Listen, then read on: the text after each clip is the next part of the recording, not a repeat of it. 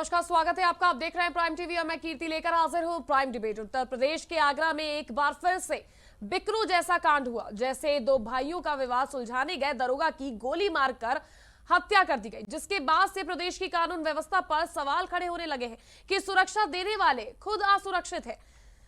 कोई खाकीधारी अपराधी की गोली का शिकार हो रहा है तो कोई काम के दबाव के चलते आत्महत्या जैसे कदम उठा रहा है। पहले देखिए हमारी ये खास रिपोर्ट, उसके बाद मैं करूंगी प्राइम डिबेट का आगाज।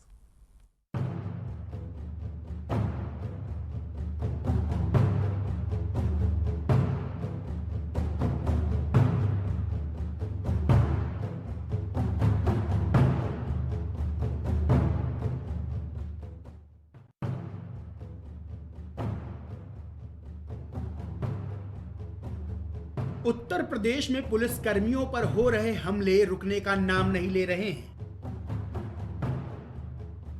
पहले बिकरू कांड में सीओ समेत 8 पुलिसकर्मियों की निर्मम हत्या कर दी गई।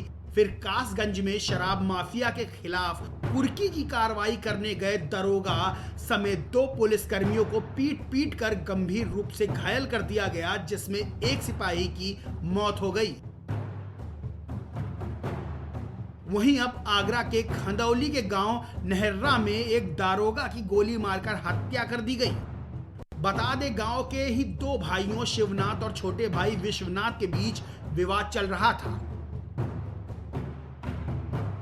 सूचना पर पुलिस भी पहुंच गई, लेकिन विवाद को गंभीरता से नहीं लिया।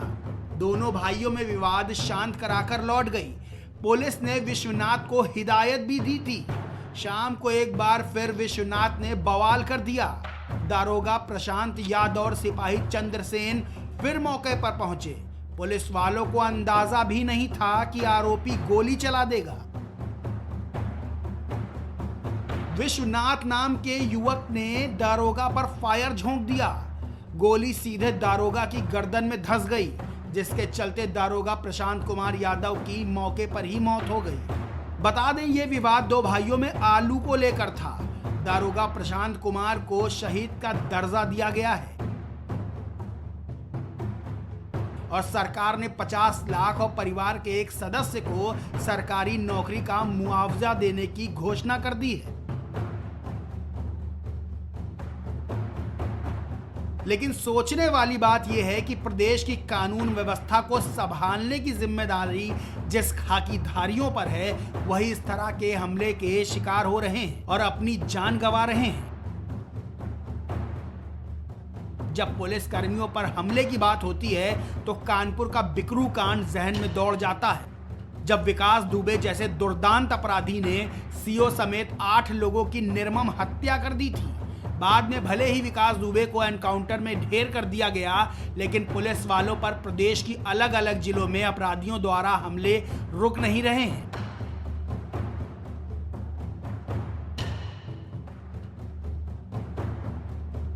पुलिस कर्मियों पर हमले की बात को थोड़ी देर के लिए छोड़ देते हैं तो क्या पुलिसकर्मी अपनी नौकरी से संतुष्ट हैं? इस सवाल का जवाब ना में मिलता है। पुलिस कर्मियों से बात करें तो वो ड्यूटी के अनिश्चित घंटे, अनियमित कार्य, रहने से लेकर खाने तक की दुश्वारियां और फिर नेताओं से लेकर अपने उच्च अधिकारियों तक का अनैतिक दबाव की बात करते हैं। क्या पुलिस कर्मियों को दुश्वारियों से भरी ड्यूटी देकर हम उनसे सुरक्षा और दोस्ताना व्यवहार की उम्मीद करें? तो भी जवाब ना में ही मिलेगा।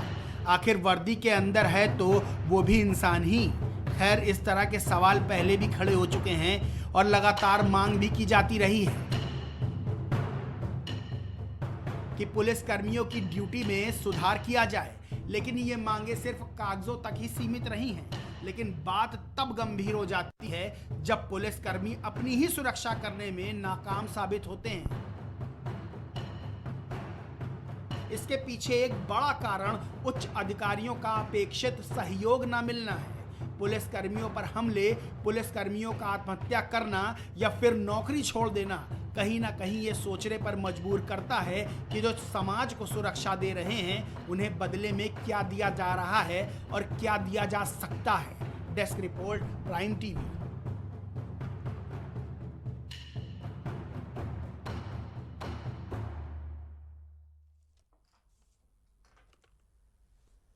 तो खाकी वर्दी जो हमारी सुरक्षा करते हैं, आज उनकी ही सुरक्षा खतरे में। इसी को लेकर आज हमने ये चर्चा प्राइम डिबेट रखी है और इस पर आज बात होगी। साथ ही साथ बता दें कि जिस तरह से लगातार साल दर साल बीतते जा रहे हैं और पुलिस वाले आत्महत्या करते हैं, नहीं तो उन पर गोली चल जाती है, इस तरह की वारदातें सामने आती हैं जो वाकई में डराने वाली है कि क्या सुरक्षा कर्मी हमारे सुरक्षित हैं? उनकी सुरक्षा की जिम्मेदारी आज के समय में कौन लेता है? तो जिस तरह से आपने हमारी रिपोर्ट देखी उसमें भी हमने बताया कि किस तरह से एक के बाद एक वारदातें हो जाती है। आगरा में भी इसी तरह का वाकया देखने को मिला, जहां समझाने गए दो भाइयों को पुलिस कर्मियों द्वारा उन पर गोली चलाई जाती है और उसमें एक पुलिसकर्मी शहीद हो जाता है। तो आज बात होगी खाकी की। सबकी सुरक्षा का जिम्मा है खाकी पर, मगर ना जाने क्यों उनके ही लाले पड़ते नजर आ रहे हैं। कहीं पुलिस कर्मियों की पिटाई हो जाती है, कहीं गोलियों की बात होती है। जो खाकी से खौफ खाते थे, अब खाकी के लिए परेशानी का सबब बन रहे हैं। तो आज का बड़ा सवाल, हिफाजत करने वालों की हिफाजत कौन करेगा? इसी पर आज हम प्राइम डिबेट का आगाज करते हैं और हमारे साथ आज मौजूद है आरबी सिंह, सामाजिक कार्यकर्ता, विवेक पांडे, सपा नेता, साथ ही साथ डॉक्टर जगदीश पचौरी, भाजपा नेता, उपसभापति नगर निगम हमारे साथ जुड़ चुके हैं स्काइप से, और अजय सिंह, राज्य पुलिस परिषद के प्रदेश अध्यक्ष हमारे साथ जुड़ चुके हैं। तो आज चर्चा करेंगे और सबसे पहले मैं अजय जी आप ही के पास आना चाहूंगी, क्योंकि आप कहीं ना कहीं पुलिसिया काम भी कर चुके हैं और आप जुड़े भी हुए उन लोगों से। तो मैं जानना चाहूंगी, जो इस तरह से एक के बाद एक कांड आते हैं सामने, पुलिस वालों की कहीं हत्या हो जाती है, कहीं वो खुद परेशान होकर आत्महत्या कर लेते हैं, इसके पीछे की वजह क्या है? देखिए, पुलिस की जो भी परेशानियां हैं, पुलिस वाले 1861 का बना हुआ कानून के अंदर रह रहे हैं। स्वतंत्र भारत में 1861 का बना हुआ कानून सरकार की दोहरी मानसिकता, चाहे वो कोई भी सरकार हो, वर्तमान सरकार हो या पूर्व की हो या इसके पहले आने वाली कोई भी सरकार हो, तो इस सरकार के सौतेलेपन व्यवहार, पुलिसकर्मियों का आज तक इन्होंने अपना कोई पुलिसकर्मियों का बात रखने का कोई मंच नहीं दिया। 1973 में उत्तर प्रदेश के अंतिम आईजी और फर्स्ट डीजीपी ए.के. दास ने पुलिस यूनियन की घोषणा किया था, जिसको आज तक इन लोगों ने लागू नहीं होने दिया। इस भौतिकवादी युग में जहाँ पे अपराधी अपराध करके लैंड रोवर और BMW जैसे कारों से अपराध करके भागता है, हमारे पुलिसकर्मी को ये बतलाया जाता है कि आप साइकिल से दौड़ा के उनको पकड़िए, क्योंकि उनको साइकिल अनाउंस दिया जाता है। इनकी कई सारी परेशानियां हैं। आज तक इनका विधान परिषद में उत्तर प्रदेश में मात्र 2 लाख टीचरों का 25 प्रतिनिधि विधान परिषद में है, पर लगभग 4 लाख पुलिस कर्मचारियों का एक भी प्रतिनिधि उत्तर प्रदेश के विधानसभा में नहीं है, या विधान परिषद में नहीं, सॉरी, विधान परिषद में पुलिसकर्मियों का अनुपातिक प्रतिनिधित्व तो आप क्यों नहीं दे रहे हो? और रही बात ये रोज की घटना, पुलिसकर्मियों पे जो मानसिक दबाव है, इनके ऊपर दोहरी दबाव है। एक तो सत्तासीन सरकारों की ये उत्पीड़न झेलते हैं, और दूसरे पुलिसकर्मियों के अपने ही अधिकारी, जो उच्च अधिकारी हैं, ये सत्ता के लोलूप में सत्तासीन सरकारों की चाटुकारिता करते रहते हैं। उन्हें तो मलाईदार पद मिलता है, पर पुलिसकर्मियों के जो कर्मचारी हैं, उन्हें एक कर्मचारी आज के युग में, मैं आपके मार्फत बताना चाहता हूं कि पुलिस का एक कर्मचारी आज 5 कर्मचारियों का वर्क कर रहा है। इसमें पुलिसकर्मियों की क्या गलती है? ये तो सरकार की जिम्मेदारी बनती है कि पुलिसकर्मियों की संख्या को बढ़ाए, उनकी नफरी को बढ़ाए, उनकी सुख सुविधाओं को बढ़ाए। जब आप उनकी सुख सुविधाओं को नहीं बढ़ाओगे, केवल इंग्लैंड की पुलिस चाहोगे, अमेरिका की पुलिस चाहोगे, और सुख सुविधा के नाम पे आप होमगार्ड की सुविधा भी उन्हें नहीं दे पा रहे हो, तो कैसे आप एक मतलब एक क्या बोलते हैं इसको, हमारे पुलिसकर्मी जो हैं, यानी सुविधा के अभाव में जी रहे हैं। जो कि इसको अगर हम कहें तो सामाजिक स्तर पे गरीबी की सीमा रेखा से नीचे जी रहे हैं। तो इनकी सुख सुविधाओं को बढ़ाना होगा ताकि इनकी मन के अंदर जो भय है, भय व्याप्त है, आक्रोश व्याप्त है, उस भय आक्रोश को निकालना होगा। सरकार को इस पे गहनता से सोचना होगा कि जो अच्छे लोग हैं उन्हें पुरस्कृत करे, जो भ्रष्ट लोग हैं उन्हें दंडित करे। लेकिन ऐसा है नहीं, किसी भी विभाग में भ्रष्ट अधिकारियों को ज़्यादा सरकारें ज़्यादा प्रोत्साहन देती हैं, क्योंकि उन्हें ईमानदार लोग नहीं चाहिए। जी जी ठीक है अजय जी। आरबी सिंह जी, आप इनकी बात से कितना इत्तेफाक रखते हैं अजय जी की बात से? और जो पुलिस लीडरशिप की उन्होंने कहीं ना कहीं बात की, जो आईपीएस अधिकारी हमारे हैं, जब उनकी ही रीढ़ की हड्डी सीधी नहीं हो पाती है तो हम उनसे नीचे के स्तर के पुलिस वालों से क्या उम्मीद कर सकते हैं? जी कीर्ति जी, मैं दो बातें कहना चाहूँगा इस आपके प्राइम टीवी के माध्यम से, कि जो अभी मेरे भाई ने कहा, यह बात 100% सत्य है जो यह कह रहे हैं। और जो 1861 की पुलिस थी और जो आज की पुलिस है, उसमें केवल एक ही अंतर हुआ है, और वह अंतर यह है कि उस समय बाहर के अंग्रेज आर्डर देते थे और आज जो है हमारे देसी लोग उनको आर्डर दे रहे हैं। इसके अलावा पुलिस विभाग में कोई सुधार नहीं हुआ, एक बात। दूसरी बात, बहुत सारे मंचों पे ये कहा जा रहा है कि पुलिस का भय कम हो गया, पुलिस का भय खत्म हो गया, इस तरह से इस वजह से इस तरह की घटनाएं हो रही हैं। ऐसा नहीं है, कभी भी पुलिस का भय होना ही नहीं चाहिए समाज में। मेरे कहने का जो तात्पर्य है उसको मैं क्लियर कर दूं कि पुलिस जो हमारी प्रशासनिक व्यवस्था है उसकी सबसे नीचे की इकाई है। एक कांस्टेबल जो है वह सबसे नीचे की इकाई है। यदि आप उससे दोस्ताना व्यवहार चाहते हैं तो उसको कहीं ना कहीं आपको मानसिक रूप से भी स्वस्थ बनाना पड़ेगा। अभी जो बातें हो रही हैं, जिस बात पे हम लोग चर्चा करने बैठे हैं, एक नृशंस समझ लीजिए यह हत्या है।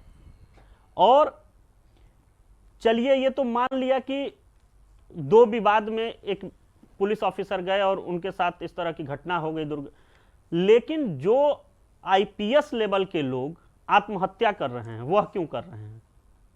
इसके पीछे कहीं ना कहीं सबसे बड़ा कारण है कि केवल आर्थिक रूप से थोड़ा बहुत उनका आप सैलरी बढ़ा दीजिए और उसके बाद आप चाहिए कि पुलिस कंपीट कर ले जो समाज में और लोग हैं उनसे, तो यह बड़ा मुश्किल है। सही बात यह है, आपको एक छोटा सा वाकया बताऊंगा, समय कम है तो जी। कि जब कोई पोस्टमार्टम होता है तो वह कांस्टेबल की जिम्मेदारी होती है कि उस पोस्टमार्टम को कराने ले जाए, और उसके लिए उसके पास जो अलाउंस आता है वह है 0, अगर मैं गलत नहीं कह रहा हूं तो। और कई बार देखा गया है कि पुलिस उस लाश को ऑटो में जबरदस्ती रोक के और ऑटो में लाद के ले जाती है, और उसके बाद उसी चीज का एक ऐसा हुआ बनाया जाता है समाज में कि पुलिस ने ऐसा किया। पुलिस ने आखिर ऐसा क्यों किया? ठीक है, एक मिनट। आरबी सिंह जी हमारे साथ इस वक्त फोन कॉल पर वीरेंद्र जी भी जुड़ चुके हैं, तो मैं उनसे पहले तो, क्योंकि आज हमारे साथ डिबेट में उन लोगों को भी जोड़ूंगी, उन पुलिस अफसरों को भी जोड़ूंगी, और जो भी पुलिस से रिलेटेड लोग अपनी समस्या को बताना चाहते हैं तो आज वो भी हमारे साथ जुड़ेंगे, तमाम कर्मचारी पुलिस महकमे के। तो हमारे साथ इस समय वीरेंद्र जी जुड़ चुके हैं। वीरेंद्र जी, मैं आपसे जानना चाहती हूँ कि आपकी क्या समस्या है, आप किन परेशानियों से जूझ रहे हैं और क्या बदलाव चाहते हैं आप? पुलिस विभाग में तो हर तरफ परेशानी है अगर देखा जाए तो। जी वीरेंद्र जी, क्या कौन सी ऐसी परेशानी है जो आत्महत्या करने पर मजबूर कर देती है? क्योंकि आपके भी कई जानने वाले ऐसे होंगे जो आप रिलेट कर पा रहे होंगे कि वो किस वजह से इस चीज को अंजाम देते हैं। सबसे बड़ी चीज है छुट्टी टाइम से नहीं मिलता है इसमें। जी वीरेंद्र, ठीक है। तो जैसे कि आरबी सिंह, आपने भी सुना कि उन्होंने कहा कि छुट्टी नहीं मिलती, तो ये समस्या जो है ये बहुत ज्यादा जरूरी है कि छुट्टी नहीं मिल पाती है समय से। इसी के कारण मानसिक तनाव मतलब झेलते रहते हैं सब लोग। और यहाँ तक कि कुछ ऐसे मतलब सिपाही मिले हैं सोचते हैं कि अगर चपरासी की नौकरी कर लें लेकिन सिपाही की नौकरी ना करें। तो आपने सुना कि किस तरह से इनका कितना दर्द है। ये कह रहे कि हम चपरासी की नौकरी कर लें, इससे बेहतर होगा। तो सवाल मेरा ये था कि क्या जो तरीके की तकलीफें जो झेलते हैं, अधिकारियों की अभद्र भाषा तक का उनको झेलना पड़ता है, मानसिक कितना प्रेशर होता होगा। एक तो छुट्टी नहीं मिलती है, ऊपर से वेतन कम होता है, उसके बाद जो अधिकारी होते हैं उच्च लेवल के, वो इस तरह की भाषा का इस्तेमाल करते हैं कि जो सुनने योग्य नहीं होती है। तो आरबी सिंह, आपको क्या लगता है कि इस तरह से कहीं ना कहीं मानसिक प्रेशर बनाया जाता है? मैं जो बात कह रहा था, सही बात यह है कि मानसिक तनाव एक पहलू है। दूसरा जो पहलू है वो सबसे जो महत्वपूर्ण चीज है, आदमी कोई भी व्यक्ति है वह नौकरी क्यों करना चाहता है? ताकि उसकी जो जरूरतें हैं वो पूरी हों। एक पुलिसकर्मी की जो सैलरी है, अगर उसके 2 भी बच्चे हों ना कीर्ति जी, जिसमें कहते हैं ना कि 2 बच्चों का एक नियम लाइए, 2 भी बच्चे हों और वो अगर चाहे कि कन्वेंट स्कूल में पढ़ा लें उनको, तो वो शायद नहीं पढ़ा पाएगा। क्यों? क्योंकि एक तो वो शहर से इतना घर से अपने इतना दूर रहता है, खाना भी उसी को बनाना है, कपड़ा भी उसी को धुलना है, ड्यूटी भी उसी को करनी है, और कई बार तो ऐसा है कि 48-48 घंटे वह लगातार ड्यूटी पे होता है।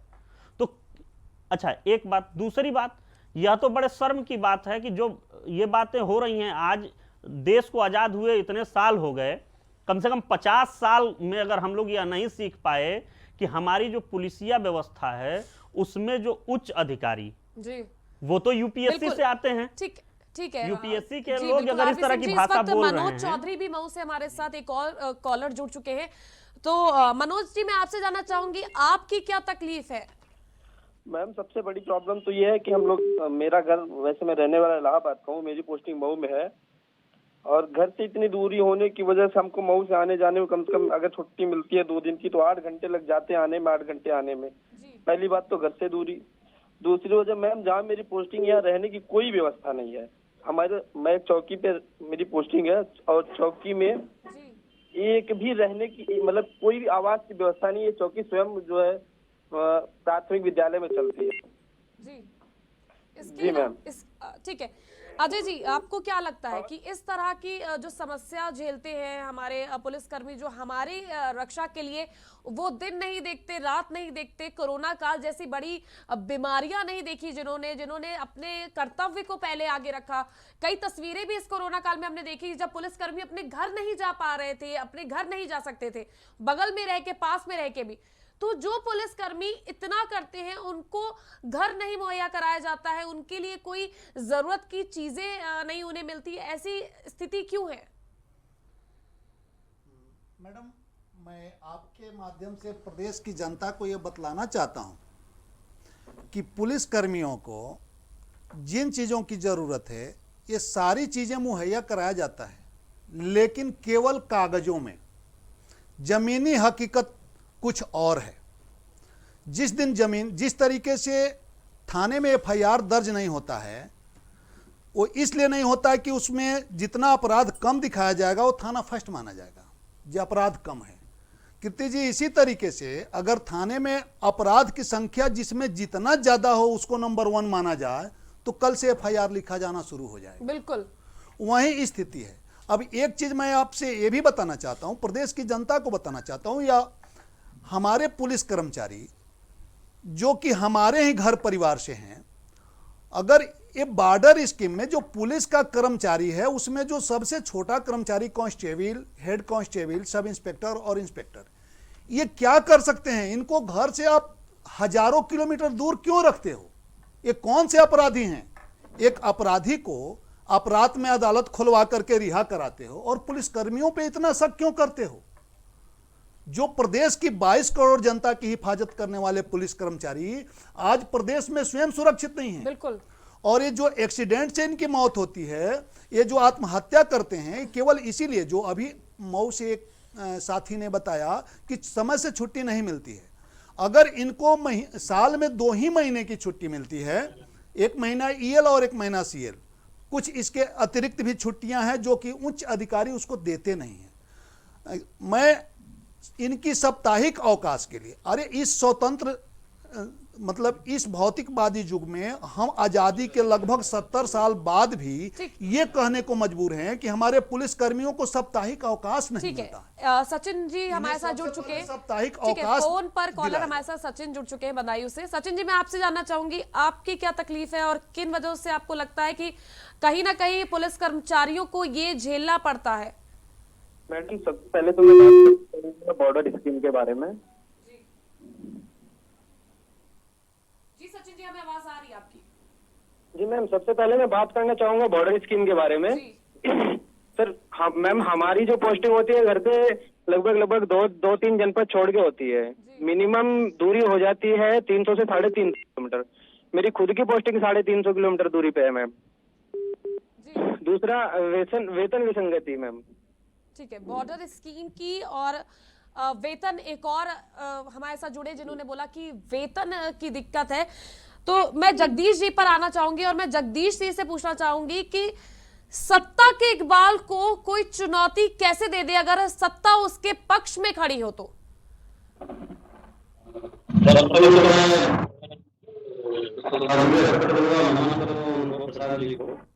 और क्योंकि वो आगरे में सदर थाने के शहीदों चौकी में रहे थे, वो चौकी मेरे ही वार्ड के अंदर आती है। सही नहीं आ रही तो आवाज। वो उनका एक व्यक्तित्व ऐसा था कि कोरोना काल में जब भी मैंने उनको बोला यहाँ भोजन पहुंचाना या भोजन की व्यवस्था करनी है, तो वो स्वतः ही अपनी बाइक लेके, अपनी गाड़ी लेके और वो गाँव गाँव जाके भोजन की व्यवस्था करते थे लोगों के लिए। तो मुझे जब पता पड़ा तो मुझे इस चीज का बड़ा खेद हुआ और एक झटका सा लगा कि एक ऐसा पुलिसकर्मी, ऐसा पुलिस अधिकारी जो आगे चल के बहुत अच्छा उज्जवल भविष्य था उनका, और क्रूर हाथों ने हम लोग को समय से पहले छीन लिया। अब क्योंकि हत्यारे की कोई जाति, कोई धर्म नहीं होता है। मैं ये मानता हूँ ये जघन्य अपराध है। अब शासन प्रशासन अब सबसे पूरे प्रयास करेगा कि उसको जल्द पकड़ के उसको उचित से उचित सजा दी जाए। जगदीश जी आपकी और आवाज, ठीक है विवेक, जगदीश जी आपकी आवाज थोड़ी हमें क्लियर नहीं आ पा रही है, तो मैं विवेक जी आप पर आना चाहूंगी। आपको क्या लगता है, जब आपकी भी सत्ता थी तब भी इसी तरह का व्यवहार और इसी तरह की जो घटनाएं लगातार सामने आती रहती थी, अब भाजपा की सरकार है, तो राजनीति से परे ये बताइए कि हमारे जो सत्ता में रहकर जिनके जरिए आप लोग सुरक्षित महसूस करते, आज वही सुरक्षित नहीं है। इस मंच को धन्यवाद देते हुए कीर्ति जी, बहुत जिम्मेदारी के साथ मैं बताऊंगा आपको कि जब से देखिए मैं राजनीतिक पटल से जुड़ा हूं, मैं आपके साथ भी कई डिबेट कर चुका हूं और मैं हर डिबेट में अपने जब भी कानून व्यवस्था की बात उठती है तो मैं पूरी जिम्मेदारी के साथ हमेशा ये सवाल उठाता आया हूं कि बॉर्डर स्कीम जो है ये अनैतिक एक जो निर्णय थोपा गया है उत्तर प्रदेश पुलिस पे और पुलिस के जवानों पर, इस बॉर्डर स्कीम के कारण मौजूदा सरकार जो है पूरी तरह से वर्तमान में और आने वाले भविष्य में जो भी सरकारें आएंगी वो पूरी तरह से कानून व्यवस्था को संचालित करने में, कानून व्यवस्था को बनाए रखने में पूरी तरह से फेलियर साबित होंगी। कारण बता दूं, बॉर्डर स्कीम एक शब्द है जिसको समझना बहुत जरूरी है सबके लिए। मेरा मानना यह है कि आप अपने किसी भी पुलिसकर्मी को 100 किलोमीटर के दायरे में लाइए। देखिए बहुत जरूरी है एक चीज समझने की, हमें ये पुलिस जो शब्द आता है, ये पुलिस आई क्यों थी, इन्वेंट क्यों हुई थी? 1861 में आंदोलनों का दमन करने के लिए इस पुलिस की व्यवस्था बनाई गई थी।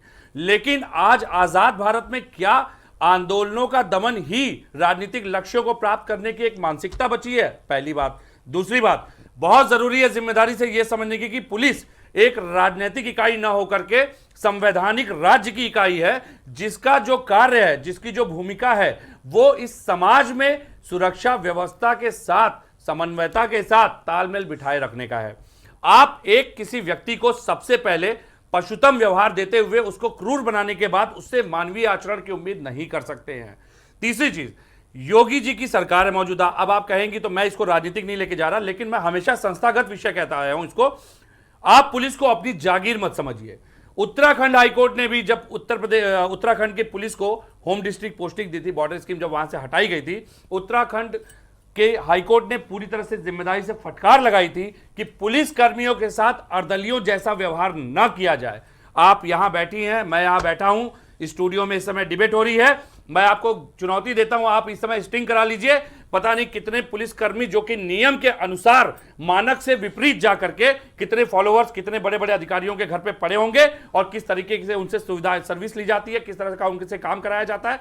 यहां तक वीडियो आया है सामने कि कुत्ता तक टहलवाते हैं। बहुत बिल्कुल छोटी सी बात नहीं, बता रहा हूं। तो यही है ना आज का ये सवाल मानसिकता ही- समझने की जरूरत है, आप आज का समझिएगा। सवाल ही यही है कि आपकी भी जब सत्ता थी तब भी इस तरह के हमने तमाम चीजें देखी। जब पुलिस विधायक- सुधार से जुड़े विधायक चप्पलों से पिटाई कर देते हैं पुलिस की। आपको तब क्या मैं बता उसका दूं, कि, आपको मैं बता दूं। और जो खादी का ये जो जोड़ नजर आता है और इस तरह से बर्बरता की जाती खादी के साथ, बहुत क्या ये जिम्मेदारी के साथ शर्मसार की कीर्ति जी नहीं मैं है? आपको एक बात बता दूं, यही अमिताभ ठाकुर थे जब मुलायम सिंह जी के खिलाफ इन्होंने प्रदर्शन किया, चाहे इन्होंने शिकायतें की, चाहे जो किया।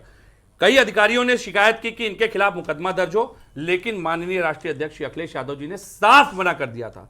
एक वो भी सरकार थी, एक सरकार ये भी है, क्योंकि मैं राजनीतिक पटल से भी जुड़ा हूं तो बड़ी जिम्मेदारी से मैं आपका भी ध्यान आकर्षण लाऊंगा इस मुद्दे ठीक है, पे। एक कॉलर एक और सरकार हमारे ये भी साथ है, विवेक जी। एक सरकार सुन लीजिए ये भी है जिसने मौजूदा वर्तमान समय में इनके मानवीय और इनके स्वच्छ आचरण से पूरी तरह से निषेध धारण करते हुए इनको अपने रिटायर दे दुख दिया को बयां जबरन। करने के लिए आज इसीलिए हमारे पास फोन आ रहे हैं, इसीलिए आपके सामने मैं रखा चाहता हूं जा कि रहा आज है। उत्तर प्रदेश के आज पुलिसकर्मी एक खुल और करके कॉलर- अपनी आवाज ठीक बुलंद है करें। विवेक जी, एक और कॉलर हमारे साथ जुड़ चुके हैं, आपकी क्या समस्या है? हेलो जी बोलिए। जी मैम, मैं पुलिस विभाग से ही बोल रहा हूँ। जी बोलिए। तो समस्या मैम ये है कि थाने से जो अधीक्षक होते हैं, जो कि मैं चाहता हूँ कि वो थाने पर जो कि सभी लोग की गोष्ठी ले हफ्ता में एक बार, तो ये नहीं हो पाता है, जिससे जो कि लोग ड्यूटी करते हैं लेकिन वो अपने कार्य क्षमता को अच्छे तरह से कर नहीं पाते हैं। तो इसके लिए मैं आवाज उठाना चाहता हूँ। जी ठीक है, तो आपने भी सुना, हमारे साथ एक और कॉलर जुड़े, उन्होंने भी अधिकारियों को लेकर बोला और जिस तरह की बातें तब से मैं यही सवाल उठा रही हूँ कि इस तरह से जो हमारी सुरक्षा के लिए दिन रात एक करते हैं, जो अपना समय नहीं देखते हैं, अपनी खुशियां नहीं देखते, उन्हें कब ड्यूटी पर जाना पड़ जाए, कब उन्हें कहां पे ड्यूटी करनी पड़ जाए, वो तक नहीं पता होता है उन्हें। तो उस खाकी के लिए सत्ता पक्ष के लोग क्यों नहीं आवाज उठाते हैं? आप लोग के पास मुद्दे तो विवेक जी वैसे होते हैं कि आप आवाज उठाने चले जाते हैं, लेकिन जब इस मुद्दे की बात आती है तो क्यों आवाज नहीं उठती है? मुझे लगता है कि पूरे उत्तर प्रदेश पुलिस के सामने मुझे इस बात को जस्टिफाई करने की जरूरत नहीं, क्योंकि मैंने फिर बड़ी जिम्मेदारी से कहा कि जब से मैं राजनीतिक पटल से जुड़ा हूं उसके पहले से 2019 से विवेक कुमार बन के मैंने हमेशा अपनी आवाज को रखा है। मैंने हमेशा प्रयास किया है कि पूरी तरह से इस बात को मैं अपने राजनीतिक जो हमारे जो अध्यक्ष राष्ट्रीय अध्यक्ष उनके सामने भी मैं रख रहा हूं बराबर, और मैं वास्तव में चाहता हूं कि इस संस्था में सुधार हो। क्योंकि आपको शायद ना पता हो कीर्ति जी, मैं बता दूं 2019 सितंबर के बाद से पुलिस की लगातार छुट्टियां बंद चल रही हैं। पहली चीज, पायलट प्रोजेक्ट के नाम पे इन्होंने बाराबंकी से एक साप्ताहिक अवकाश का, जब इनके ऊपर दबाव पड़ा सोशल मीडिया के माध्यम से, कई सामाजिक कार्यकर्ताओं ने आवाजें उठानी शुरू की इनके ऊपर, जब उत्तर प्रदेश के गृह विभाग पे दबाव पड़ा तो इन्होंने पायलट प्रोजेक्ट के नाम से एक नया फॉर्मूला या जुमलेबाजी शुरू की थी, जो कि मुझे लगता है कि मुश्किल से 2-3 हफ्ते भी नहीं टिक पाई। आप सोचिए, लगातार आप एक व्यक्ति के परिवार जिसको चोट लग गई या जिसको जो पीड़ित है उसको आप इलाज के लिए लेके जा रहे हैं, आप अपनी ड्यूटी कर रहे हैं, आपके घर से फोन आता है कि आपका बच्चा बीमार है। बॉर्डर स्कीम से आपको इतना प्रेम क्यों है? मौजूदा सरकार को क्यों प्रेम है? कौन सा ऊपरी भ्रष्टाचार आप छुपाना चाहते हैं? अगर मैं कहता हूं पुलिस वाला अपने 100 किलोमीटर के रेडियस में होगा तो वो वहां के भौगोलिक समीकरण से वाकिफ होगा, वो वहां के क्षेत्रीय समीकरण से वाकिफ होगा, वो वहां के आपराधिक समीकरणों में अपने खुफिया तंत्र के माध्यम से सेंध लगाने में कारगर होगा। लेकिन क्या कारण है कि आप नहीं चाहते कि वो सामाजिक समन्वयता या सामाजिक सुरक्षा का जो दायित्व है, जो उसकी जिम्मेदारी है, वो उसको पूरी करे? इसके लिए आपने बॉर्डर स्कीम लगा दी, क्योंकि इसके पीछे भी मैं आपका एक ध्यान आकर्षित कर दूं, 600 करोड़, 620 करोड़, 650 करोड़, 750 करोड़ आईजीआरएस पड़ी है, मैं आपको दे दूंगा पूरी जिम्मेदारी के साथ, मेरी डाली आईजीआरएस है। एक आईजीआरएस पे तो यहां तक जिम्मेदार जवाब आ गया, ये पुलिस विभाग से संबंधित विषय ही नहीं है। ये सारा जो पैसा आता है ये सीधे सीधे जिलेवार सिलसिले में जाता है। आप मुझे बताइए, बैरकों की, और अभी मैं बारिशों की अगर हालत दिखा दूं 2019 से लेकर के अभी तक की, आप देख करके माथा पीट लेंगी कि एक अधिकारियों का मकान और एक बैरकों की हालत, एक एक बैरक में जिस तरह जेल में बंदी नहीं रखे जाते उस तरह से बदतर बैरकों की हालत है। कानपुर में बैरक गिरी थी बिकरू कांड के आसपास, लेकिन उसके बाद उस बैरक के गिरने की जिम्मेदारी किसी की तय नहीं हुई कीर्ति जी। सबसे बड़ा कारण यह है, ऊपरी स्तर के भ्रष्टाचार को दबाने के लिए बॉर्डर स्कीम लगा करके नीचे वाली आवाज दबा दो। नहीं ठीक है, नीचे वाली आवाज दबा दो, चलिए ठीक है, लेकिन जिस तरह से, मैं फिर सवाल विवेक जी मेरा यही है कि जो कांड होते हैं उसमें पुलिस अधिकारियों को नहीं पता होता कि उन पर गोली चल जाएगी। जो कांड होते हैं पुलिस अधिकारियों पे ही तो सवाल भी उठने होते हैं, इसीलिए तो निचले स्तर पे कार्रवाई करते हैं। आप मुझे बताइए, कोई सत्ता पक्ष का नेता अगर किसी पुलिसकर्मी को पीट रहा है तो उसके बाद गलती ना होने के बाद भी उसी पुलिस वाले पे कार्रवाई की जाती है, बिल्कुल। उसी के खिलाफ रिपोर्ट तो लिखी जाती सवाल है। तो यही मैं कर रही हूं कौन ना कि लिखता है क्यों ये, कीर्ति जी? इस तरह की चीजें ये अधिकारी होती हैं? लिखते हैं जो चाटुकार बन के अपने रिटायरमेंट सेवानिवृत्ति के बाद की अपनी भविष्य की प्लानिंग देखते हैं। नेताओं को खुश रखेंगे तो चाटुकार मलाई काटने मिलेगी, निचले स्तर के कर्मचारियों के प्रति कोई ठीक है। संवेदना नहीं होती है। अब एक्सेप्शन तो, होते ठीक है। हैं, अपवाद हर जगह है, अजय कुछ जी, अधिकारी है तभी ये संस्था ठीक है खड़ी है। विवेक जी। अजय जी, आपको क्या लगता है, क्या आप लोग की तरफ से या अधिकारियों की तरफ से ये चीजें होती है, इस वजह से ऐसा माहौल है, या फिर कार्रवाई क्यों नहीं होती है? खनन माफिया से अगर वो जाते हैं बात करने, उन्हें समझाने, तो उन्हें गोली मार दी जाती है, उन्हें बंधक बना के पीट कर मौत के घाट उतार दिया जाता है। इस तरह की जब चीजें सामने आती है उसके बाद उन अपराधियों में वो खौफ क्यों नहीं पैदा किया जाता है, इतनी सख्त कार्रवाई क्यों नहीं की जाती है? 200 रुपए साइकिल भत्ता है कीर्ति जी, 200 रुपए।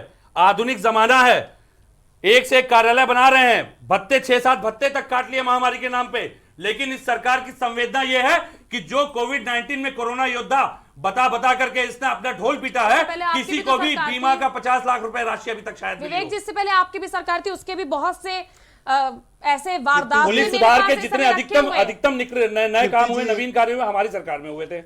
नहीं, लेकिन मैं अगर बता दूं तो 2014 में भी 29 नवंबर को फरुखाबाद में कोतवाल राजकुमार की गोली मारकर हत्या की। मैंने ये नहीं कहा कि घटनाएं नहीं 2013 में घटी, प्रतापगढ़ में मैंने ये नहीं कहा घटनाएं नहीं घटी, मैंने लेकिन हमेशा ये कहा है कि हमने कभी भी पुलिस की विवेचना में इंटरफेयर नहीं किया, दखल नहीं दी, दखल अंदाजी नहीं की। चलिए ठीक है, और ना गलत तरीके से बढ़ावा दिया। अजय जी से सवाल पूछा था। अजय जी, क्या आपका कहना है, आपको क्या लगता है? कीर्ति जी, आपके चैनल के माध्यम से मैं प्रदेश की जनता को बतलाना चाहूँगा कि प्रदेश के 22 करोड़ जनता की हिफाजत करने वाले हमारे पुलिस कर्मचारी ये तन मन धन से हमेशा प्रदेश की जनता की सेवा करने के लिए तत्पर रहते हैं। लेकिन जो मैंने पहले भी बताया था और दोबारा बता रहा हूं कि इनके ऊपर दोहरी मार पड़ती है। एक तो सत्तासीन सरकारों के मार झेलते हैं और दूसरे ये अपने सत्ता के लोलूप चाटुकार अधिकारियों के मार झेला करते हैं। सारी चीजें अगर सत्ता ने कुछ दे भी दिया तो ये चाटुकार अधिकारी इन्हें देने नहीं देते हैं। पिछली सरकार में हमने अखिलेश जी से वार्ता करने के पश्चात इन्हें साप्ताहिक अवकाश दिलवाया था, जिसमें अखिलेश जी ने घोषणा किया था कि 10 दिन बाद एक दिन इन्हें साप्ताहिक अवकाश दिया जाए। कीर्ति जी, कोई भी सरकार हो और सरकार को यह समझना चाहिए कि लगातार कोई काम नहीं कर सकता। अंतर्राष्ट्रीय नियम के अनुसार आप 6 घंटा कार्य करने के हकदार हैं, लेकिन हमारे भारतीय व्यवस्था में 8 घंटा ड्यूटी करने का। लेकिन अजय जी, मेरा सवाल ये था कि जी। क्यों इतनी कड़ी कार्रवाई उन अपराधियों पर नहीं की जाती है कि उनके मन में वो खौफ जो खत्म हो गया है खाकी के प्रति, वो दोबारा से पैदा हो जाए? वो इसलिए नहीं है क्योंकि जो कार्रवाई करेगा उसके ऊपर वाले कार्रवाई करने के लिए बैठे हैं कीर्ति जी। अपराधियों का और ऊपर का 60 घाट, ये बहुत पुराना इतिहास है। बिकरू कांड का ज्वलंत उदाहरण आपके सामने है, चिन्मयानंद का उदाहरण सामने है, सेंगर प्रकरण में आपने देखा ही है। 2 आईपीएस 1 डीएम की संस्तुति तो सीबीआई कर चुकी है कार्रवाई करने के लिए। बिकरू कांड में आपको पता ही है किस तरह से आईपीएस का नाम आ चुका है सामने। संलिप्तता रही है, दिक्कत कहां पे है वो समझने की आवश्यकता है। इन अधिकारियों ने खाकी और खादी का गठजोड़ तो हमेशा से चला आ रहा है। नहीं, इसके साथ एक चीज और बता दूं, आपका ध्यान ले जाऊंगा मैं। इस वक्त बात कर रही हूं जो अपराधियों पर अंकुश लगाने के नाम पर जो पुलिस कार्रवाई करती है, जब उनके साथ इस तरह के हो जाते हैं। अब आप आगरा का कांड लेंगे अजय जी, तो वो गए उन्हें समझाने, उन्हें गोली मार दी गई। जी जी कीर्ति जी, मैं यही बताना चाहूंगा कि सबसे पहले तो मृतक के आश्रित और उनके परिवार के साथ हमारी सहानुभूति है। मृतक की आत्मा को ईश्वर शांति प्रदान करें और परिवार को यह इस दुख की घड़ी में दुख सहन करने की क्षमता दें। कीर्ति जी, इस तरीके की घटना परित्राणाम साधुनाम विनाशाय च दुष्कृता, ठीक है अजय जी, और पुलिस का काम ही है। ठीक है अजय जी, एक सेकंड में माफी चाहूंगी, हमारे साथ एक और कॉलर जुड़ चुके हैं। आपकी क्या समस्या है? जी नमस्कार सर, विवेक सर नमस्कार। नमस्कार जी सर, मैं ये कहना चाह रहा हूँ सर कि पुलिस विभाग ऐसा ही एक विभाग है जिससे न हमारे समाज संतुष्ट हैं, न हमारे अधिकारी संतुष्ट हैं, न हमारे परिवारजन संतुष्ट हैं। हम जहाँ सेवाएं देते हैं वहाँ की जनता हमसे संतुष्ट नहीं होती है। तो सर जब सेवा का निजीकरण हो रहा है, सेवाएं समाप्त की जा रही हैं, तो क्यों नहीं इस पुलिस विभाग को भी समाप्त कर दिया जाए, कुछ नए सिरे से एक नया निजीकरण करके इसको नई पुलिसिंग की व्यवस्था की जाए। मैं भुक्तभोगी हूँ इस चीज का भी। ठीक है जगदीश जी, मैं आप पर आना चाहूंगी। मैं आपसे पूछना चाहूंगी कि जो लगातार, ठीक है, जगदीश जी नहीं है जी, अजय जी बोलिए। कीर्ति जी, मैं ये बताना चाहूँगा कि जिस समय अभी हमारे साथी विवेक जी ने बताया था कि पुलिस की जिस समय स्थापना की गई, अंग्रेजों का शासन था और आंदोलनों का दमन करने के लिए पुलिस की व्यवस्था की गई, उस समय भी अंग्रेजों के जो चाटुकार लोग थे उन्हें इकट्ठा करके एक फोर्स बनाया गया, जिस फोर्स का नाम पुलिस दिया गया। और उस पुलिस फोर्स का जो नेतृत्व करने वाले अधिकारी थे, चूंकि अंग्रेजों के ज़माने में अधिकारी अंग्रेज हुआ करते थे, तो अंग्रेज अधिकारी ये भारतीय कर्मचारी का दमन कैसे कर सके, इसके लिए 1861 का पुलिस रेगुलेशन बनाया गया। और उस रेगुलेशन को आप देश के आज़ाद हुए 70 साल लगभग बीत गए, उसके बाद आप बदल नहीं पाए हैं। और उस समय भी देखिए, आज भी ब्रिटेन की पुलिस जनता की सेवक पुलिस है, अमेरिका की पुलिस जनता की सेवक पुलिस है, लेकिन हमारे इंडिया की पुलिस न तो हम जनता के सेवक हैं और न ही शासक हैं। हमें मालूम ही नहीं कि हम हैं कौन। पहले पुलिस को अपना अस्तित्व तो मालूम होना चाहिए कि हम हैं कौन।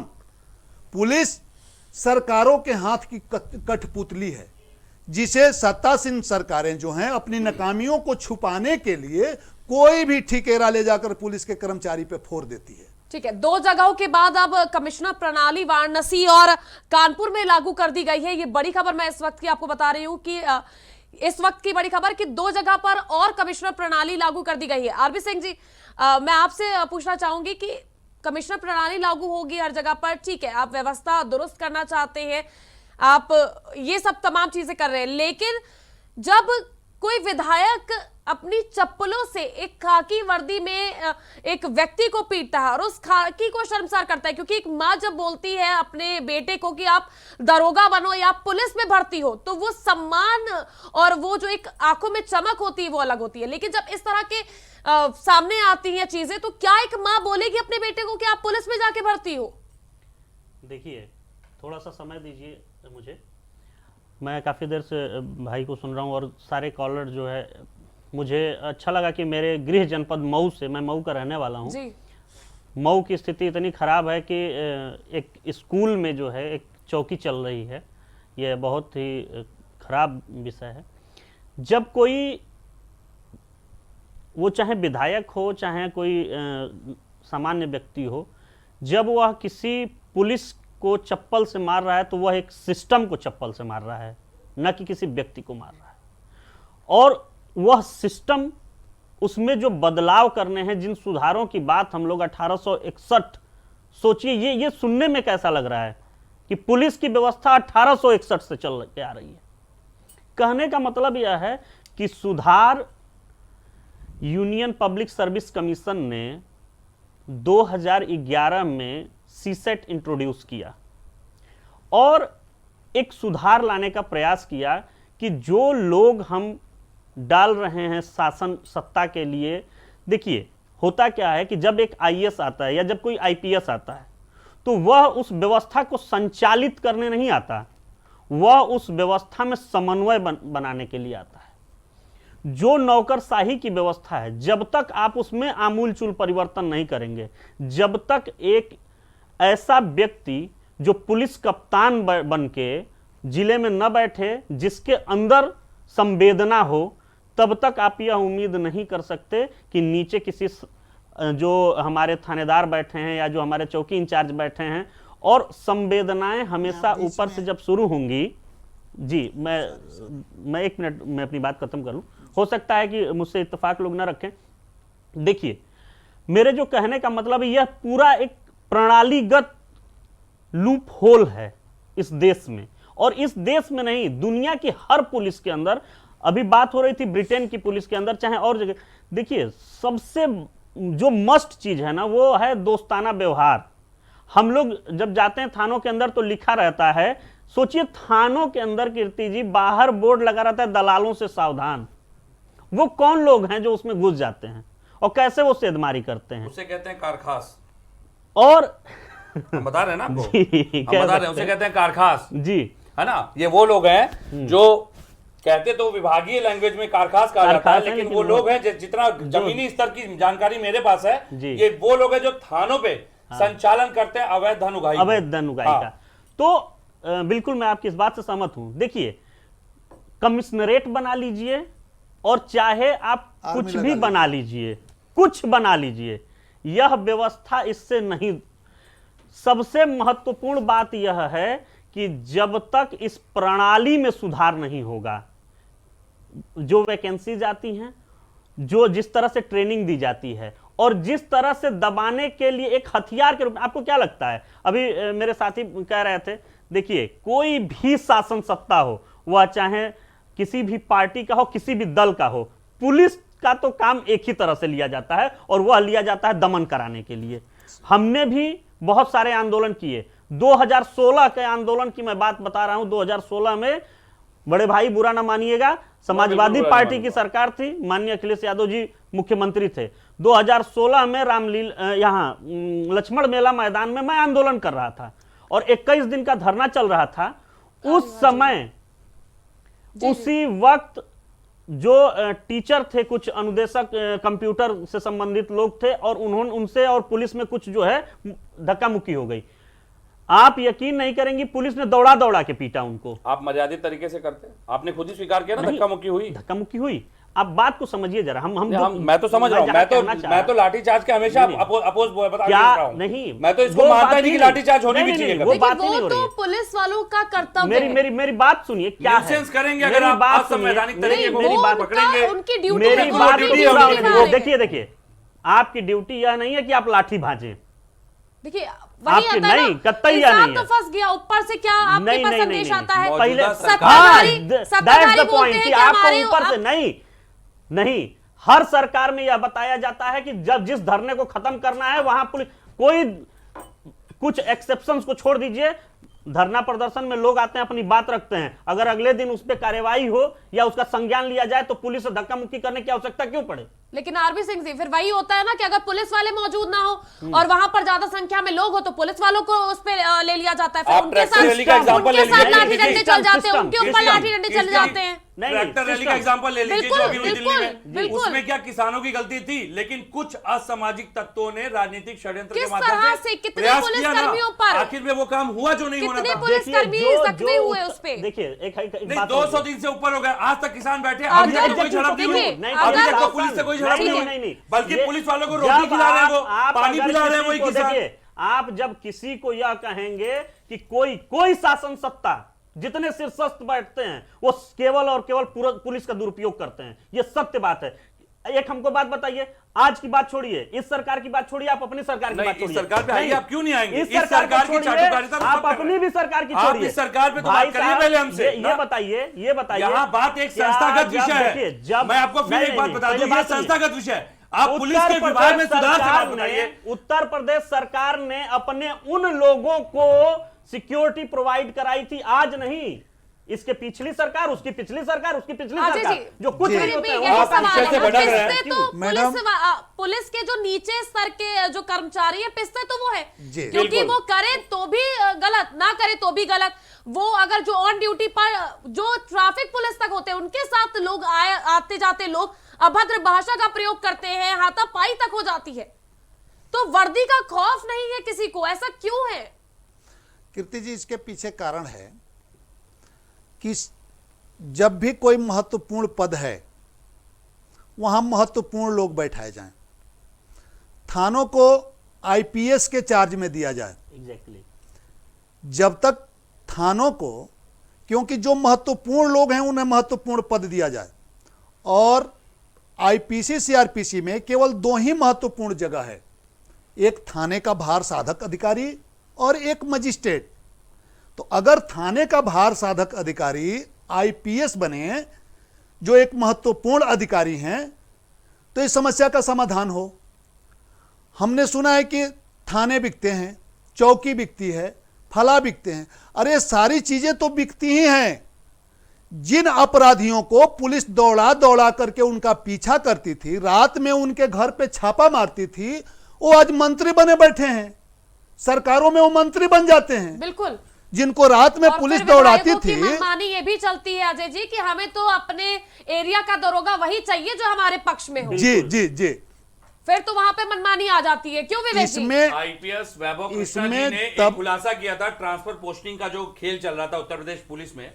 उस खुलासे के बाद इतनी जीरो टॉलरेंस की इतनी बढ़िया सरकार है कीर्ति जी, आईपीएस वैभव कृष्णा को ही फंसा करके उनको साल 1.5 साल के लिए सस्पेंड करके बिठा दिया गया।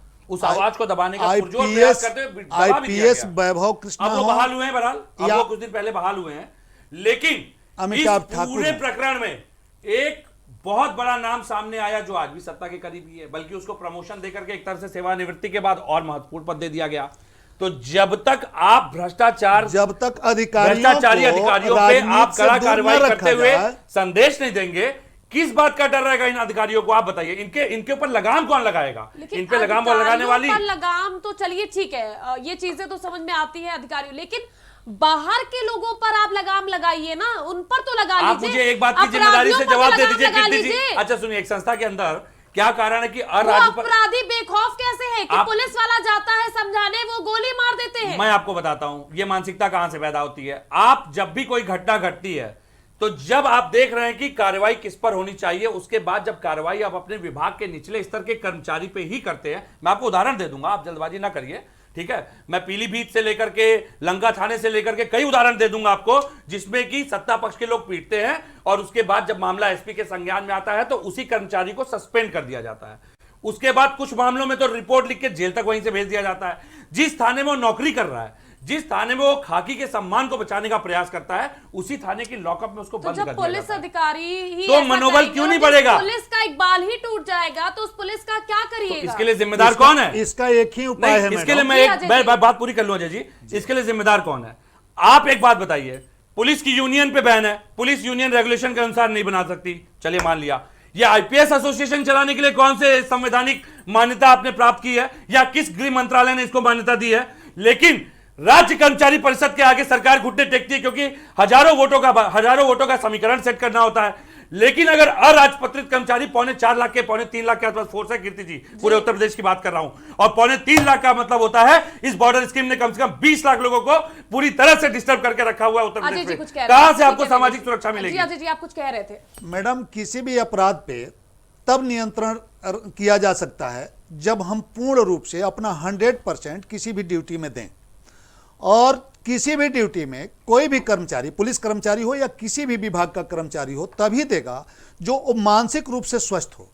मानसिक रूप से स्वस्थ तब रहेंगे जब हमारा परिवार, समाज सब हम पे कैसे होंगे भरोसा कीर्ति करे। जी? कैसे- ऐसे कैसे प्रकरण आते हैं यही तो इसमें- विभाग में अगर पति इसमें पत्नी- सबसे पहला व्यवस्था आर्य यह है आरबी सिंह जी, मानसिक कि रूप से पुलिस- वो कैसे रहेंगे जब अच्छा, एक बात उन्हें बताइए। घर से निकलने से पहले ही जब लोग उनको इस निगाहों से देखते हैं जी, कि जी। ये पुलिस वाले नहीं है, जैसे कि ये क्यों हमारे देखते हैं? ही आपने बच्चों कभी ये के। सोचा क्यों देखते हैं? यही क्योंकि मैं वो बताना क्षेत्रीय चाह रहा हूं। समीकरण के नहीं होते। पश्चिम के बच्चों को उठा के आप इलाहाबाद भेज रहे कीर्ति हैं, जी, पूरब मैं की ये भाषा अलग है, बताना पश्चिम की चाहता भाषा अलग हूं, है। मैं आप लोगों को ये बताना चाहता हूं या प्रदेश की जनता को बतलाना चाहता हूं, जब पुलिस कर्मियों के प्रति नफरत क्यों हो जाती है? देखिए विवेक जी, जब जब तक ये कोई खाकी और खादी जन जुड़ी कल्याण रहेगी ना, की- मैं मान तब रहा हूं, तक भरोसा कोई नहीं जन हो कल्याण पाएगा। की मैं तो कह रहा हूं ये योजनाएं संस्था जिस के दिन ये पीछे खाकी और खादी अलग हुई, आप राज्य सुरक्षा आयोग का अभी गठन कर दीजिए। कोरोना में- सरकार ने तो आते ही कार्यकारिणी भंग कर दी। राज्य सुरक्षा आयोग का गठन कर दीजिए, पुलिस एस्टैब्लिशमेंट बोर्ड का गठन कर दीजिए। क्यों नहीं कर रहे हैं ये? तो मॉडल 75 पुलिस में एक्ट तो आप भी थे ना। हमने तो किया। पुलिस सुधार के सबसे ज्यादा काम तो सपा समाजवादी पार्टी की सरकार में हुई, और ये बात पूरी जिम्मेदारी के साथ कह रहा हूं मैं।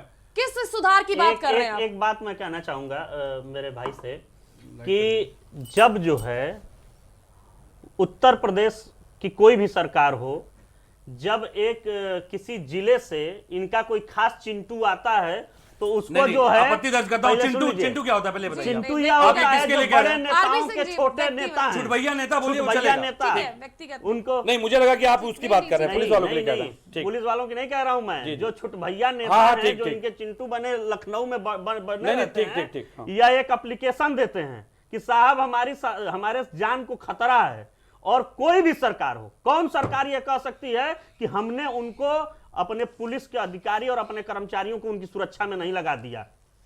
मानसिक जो आप जब तक प्रशासन का राजनीतिकरण नहीं बंद करेंगे तब तक कोई भी प्रणालीगत सुधार नहीं और ये संभव संभव कैसे होगा? जरा इस पे भी बिल्कुल प्रकाश डालिए। बिल्कुल। अगर आप जो है कोई व्यक्ति विधायक बन के आता है, कोई व्यक्ति सांसद बन के आता है, और उस व्यक्ति को अगर वाकई सुरक्षा की जरूरत है, आप उसको सुरक्षा दीजिए।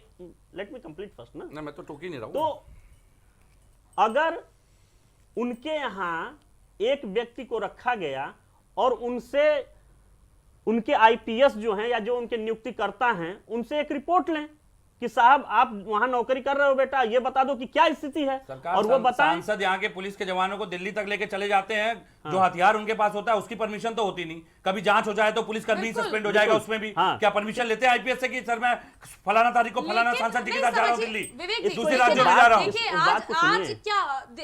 ये आज से हो गया है क्या? ये आज से नहीं हुआ है, ये पहले से है। मैं कीर्ति जी हमेशा जिम्मेदारी से कहता हूँ, इसीलिए कि जब तक पुलिस का, उनकी जो हाँ, समय से उनकी कोई ड्यूटी बिल्कुल मानता हूं आपकी बात, इसीलिए कह रहा हूं, आज पूरी जिम्मेदारी से पूरे देश के सामने कह रहा हूं, जब तक पुलिस का प्रतिनिधि जिस तरह बाकी संस्थाओं के प्रतिनिधि बैठे हैं, जब तक पुलिस का प्रतिनिधि विधानसभा, राज्यसभा, लोकसभा नहीं जाएगा, पुलिस इसी तरह पिटती रहेगी। फिर तो और राजनीतिकरण आप कर रहे हैं, आप दबाएंगे पुलिस को, आप दबाने का प्रयास कर रहे हैं। नहीं, मेरा आज का डिबेट का मकसद यही है कि जो पुलिस वाले हमारी सुरक्षा करते हैं उनकी हिफाजत की जिम्मेदारी कौन बॉर्डर लेगा? स्कीम हटाइए ना, क्यों नहीं हटा रहे हैं? कीर्ति जी, इसका केवल एक उपाय है।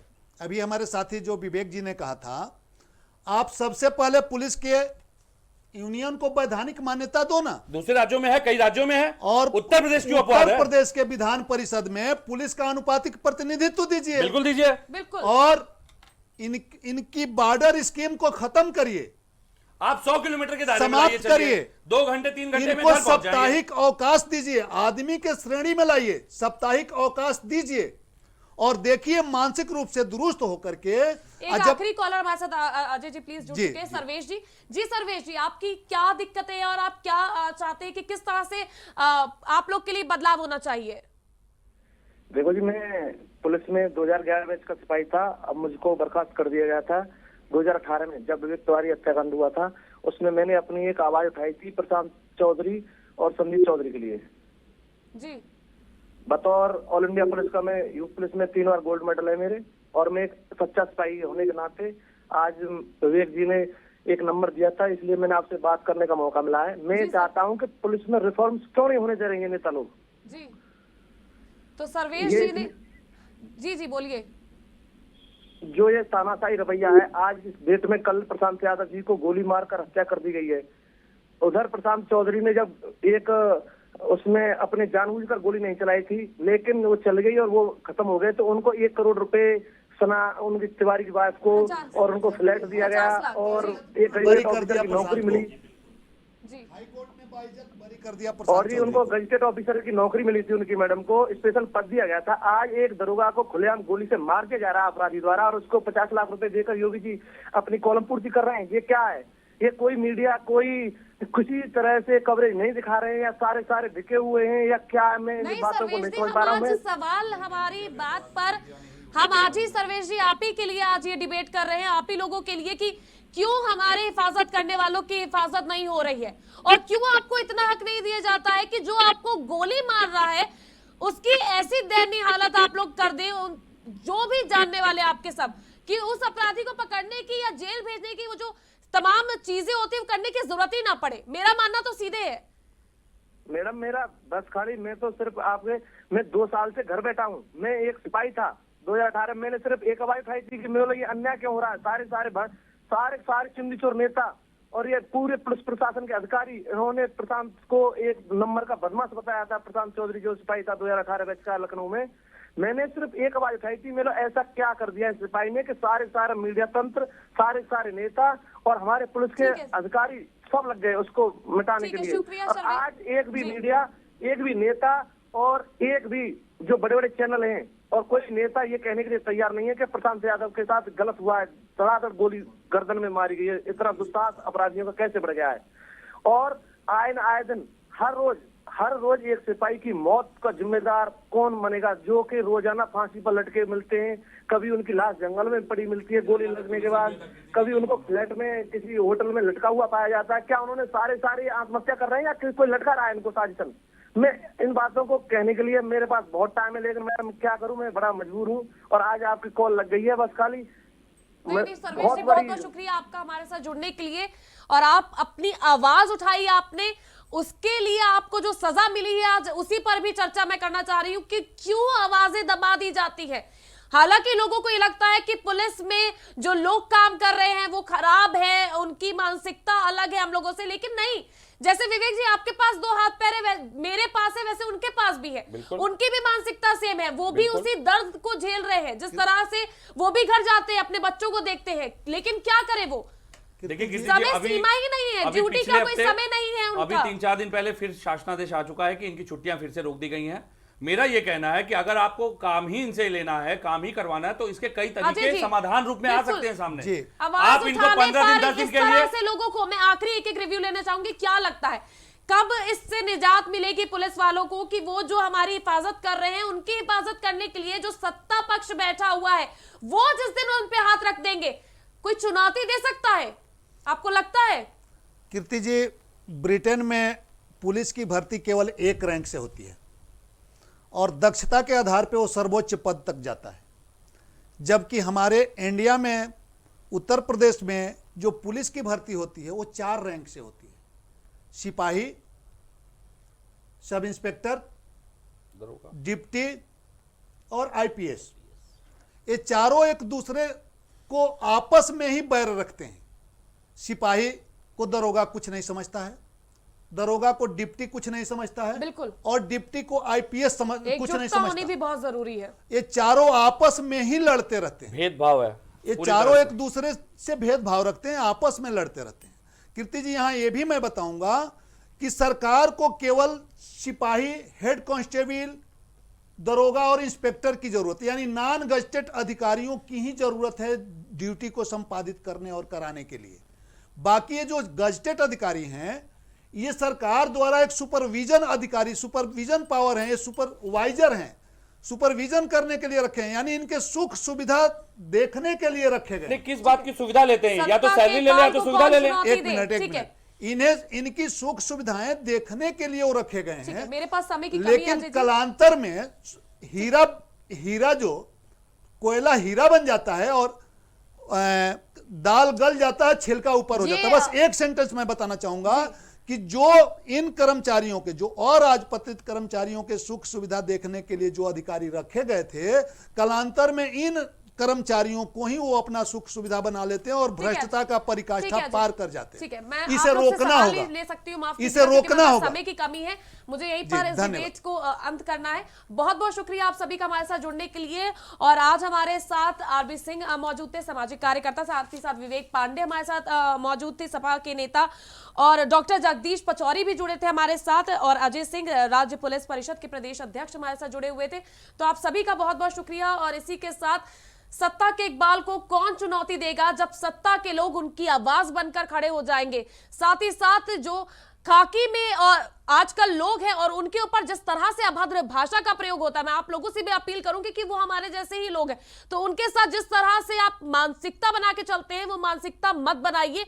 और कहीं ना कहीं पुलिसिया कार्य प्रणाली में एकजुटता जो है वो भी बहुत जरूरी है कि अगर किसी पर भी कोई भी आंच आती है तो सारे पुलिस वालों को एकत्र होकर उस पर कड़ी कार्रवाई करनी चाहिए। फिलहाल के लिए बस इतना ही।